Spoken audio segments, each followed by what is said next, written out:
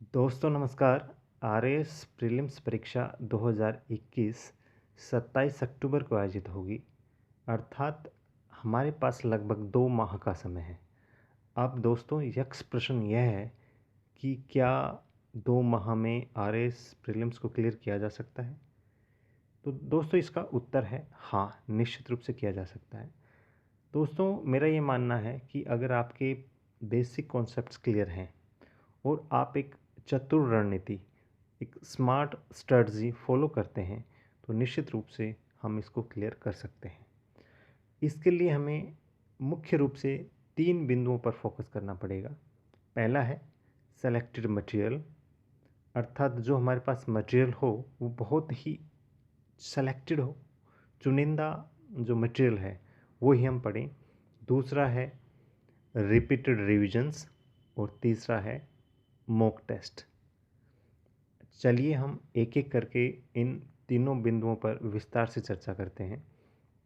दोस्तों जब बात मटेरियल की आती है तो बड़ा मुश्किल हो जाता है हमारे लिए कि हम क्या पढ़ें क्या नहीं पढ़ें, लेकिन चूंकि अब हमारे पास समय बहुत ही कम है इसलिए हमें जो मटेरियल है उसको बहुत ही सीमित रखना पड़ेगा।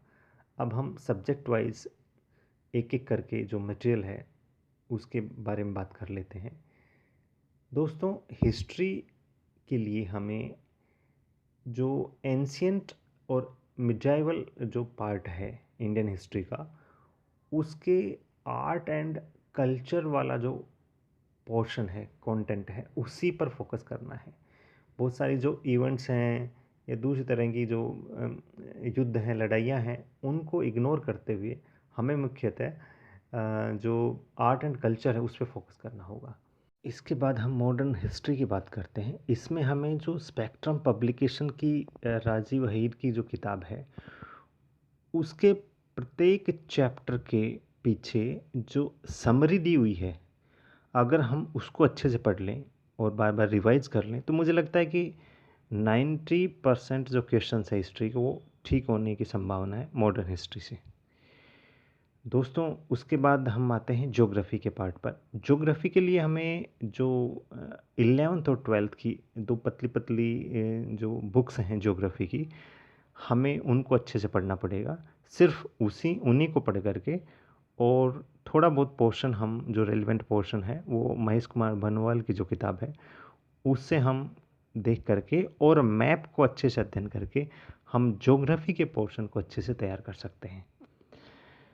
उसके बाद आती है पॉलिटी के लिए हमें एम लक्ष्मीकांत को पढ़ने के अलावा हमारे पास दूसरा कोई रास्ता नहीं है।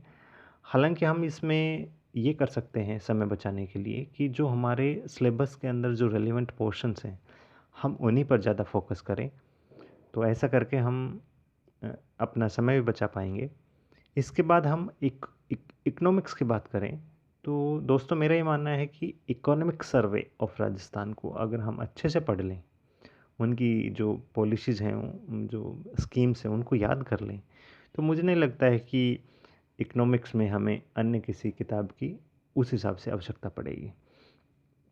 दोस्तों साइंस के पोर्शन के लिए हमें जो NCERT की जो 6 to 10th टेक्स्ट बुक्स हैं उनके हर चैप्टर के पीछे एक समरी दी हुई है।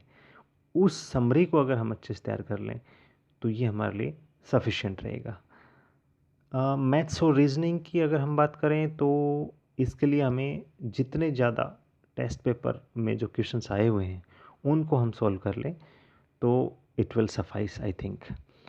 करंट के लिए मुझे लगता है कि मूमल मैगजीन का जो वार्षिक अंक आता है और जो क्रोनोलॉजी है उसका सिर्फ हम अध्ययन कर लें, अच्छे से उनको पढ़ लें और एक न्यूज़पेपर रीडिंग हम हर रोज़ करते रहें तो इससे हमारा काम हो जाएगा। सिलेबस में राजस्थान के पार्ट के लिए मुझे लगता है कि 9th और 10th की जो राजस्थान अध्ययन की किताबें हैं वो बहुत रहेंगी, उन्हीं को आप पढ़ते रहें। दोस्तों चुनिंदा अध्ययन सामग्री के अच्छे से अध्ययन के बाद अब हमें पूरा फोकस रिपीटेड रिविजन्स पर करना है।